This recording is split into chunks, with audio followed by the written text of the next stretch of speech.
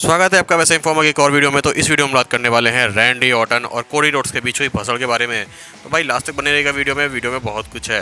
तो होता क्या है कि आज रैंडी ऑर्टन आते हैं, वो फिर से बात कर रहे होते हैं उसी प्रोमो के बारे में, उसी सेगमेंट के बारे में जब उन्होंने हील टर्न किया। वो बोलते हैं कि भाई देखो 2 हफ्ते या 3 हफ्ते पहले मैं इस रिंग में खड़ा था और कोडी रोड्स ने मेरी आंखों में आंखें डाल के बोला कि भाई वो बेस्ट रैंडी ऑर्टन देखना चाहता है, वो best version of Randy Orton देखना चाहता है।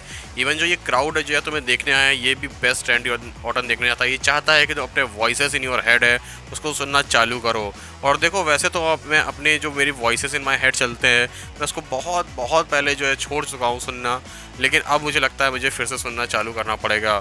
और देखो ये कोई प्रॉब्लम वाली बात नहीं है कि मैं अपने वॉइसेस इन माय हेड सुन रहा हूँ। ये जो आउटसाइड ऑफ द हेड मेरे वॉइसेस निकलती है, यानी तुम लोग की जो आवाज़ें हैं वो मुझे परेशान करती हैं। लेकिन तुम सब के बीच में से एक बंदा ऐसा है जिसकी आवाज़ सुनना मुझे पसंद आ रहा है, यानी कि वो उस मिस्ट्री कॉल की बात कर रहे होते हैं। इवन वो यहाँ पे बताते भी हैं कि भाई जब वो अपने वॉइसेस इन जो उनकी सर में चल रही है, जब वॉइसेस इन हिज हेड है, जब उसको सुनना चालू करते हैं तो भाई उन्हें भी नहीं पता होता वो कितने डेंजरस हो सकते हैं। तो मतलब वो रैंडी ऑर्टन जो अनप्रिडिक्टेबल यहाँ पे चल रहा है ना, कि वो अभी भी कुछ भी कर सकता है, वो चीज़ वो यहाँ पे बताने की कोशिश कर रहे होते हैं। और हालांकि वो जैसे मिस्ट्री कॉलर को रिवील करने जा ही रहे होते हैं तभी म्यूज़िक हिट हो जाता है मैट कार्डोना का और हमें फिर से लटका दिया जाता है।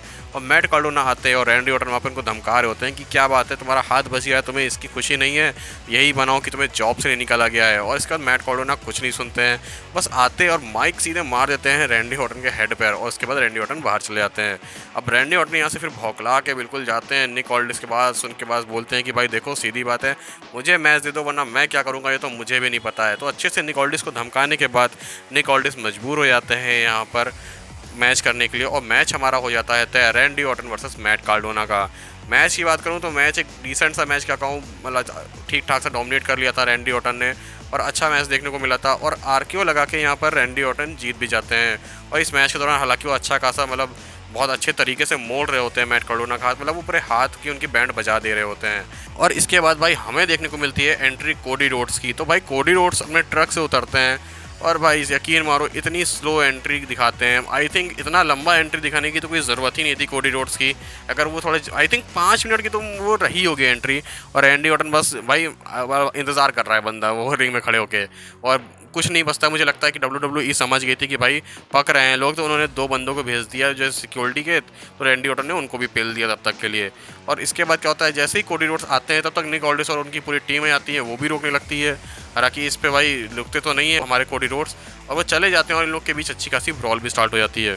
और ब्रॉल भी मैं क्या ही बताऊँ यार, ब्रॉल तो ऐसी मैं ऐसे ही बताऊँ, मुझे ब्रॉल बिल्कुल पसंद नहीं आई क्योंकि भाई कोडी रोड्स को इतना पर हैंड दे दिया गया सबसे ज़्यादा इस बुरी ब्रॉल में कि अजीब सा लगता है भाई। एक तरफ रैंडी ऑर्टन को बिल्कुल लेजेंड किलर, इवन 09 रैंडी के चैंट्स भी लग रहे होते हैं, तो मतलब एक अलग तरीके का आप ऑरा दिखाने की कोशिश कर रहे हो। और दूसरी तरफ बस कोडी रोड्स आता है और आराम से पीट पाट रहा होता है भाई रैंडी ऑर्टन को। थोड़ा तो मतलब दोनों तरफ से स्ट्रगल दिखाना चाहिए।